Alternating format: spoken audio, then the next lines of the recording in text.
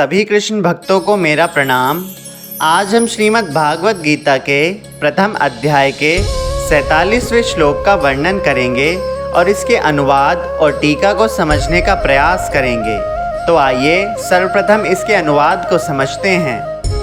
संजय ने कहा, इस प्रकार यह कहकर अर्जुन ने अपना धनुष और बाणों को एक ओर रख दिया और शोकाकुल चित्त से अपने रथ के आसन पर बैठ गया। उसका मन व्यथा और दुख से भर गया। आइए अब इसका टीका समझते हैं।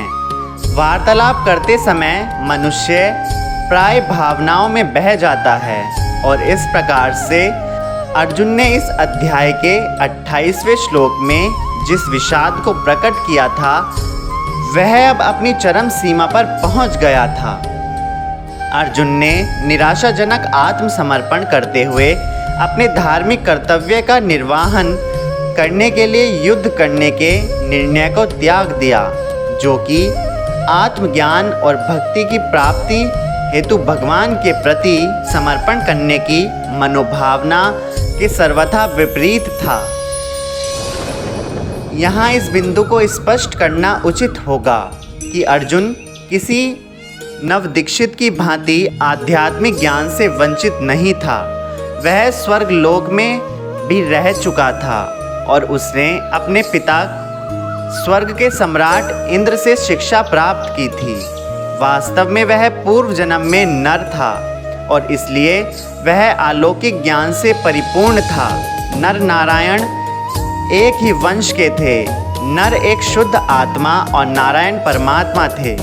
इस तथ्य का प्रमाण महाभारत के युद्ध में पूर्व की इस घटना से मिलता है, जब अर्जुन ने युद्ध के लिए श्री कृष्ण को अपने पक्ष के लिए चुना और यादवों की समस्त सेना का त्याग दुर्योधन के लिए किया। उसका दृढ़ विश्वास था कि यदि युद्ध क्षेत्र में भगवान उसके पक्ष की ओर होंगे तो वह कभी पराजित नहीं होगा। भगवान श्री कृष्ण की इच्छा थी कि वे भावी पीढ़ियों के कल्याणार्थ संसार को भागवत गीता के दिव्य ज्ञान का उपदेश दें। इसलिए अब इस अनुकूल अवसर को देखकर भगवान श्री कृष्ण ने जानबूझकर अर्जुन के मन में व्याकुलता उत्पन्न की। तो आज इस श्लोक का यहीं पर समापन होता है। कल हम अगले श्लोक का आगमन करेंगे। धन्यवाद। जय श्री राधे।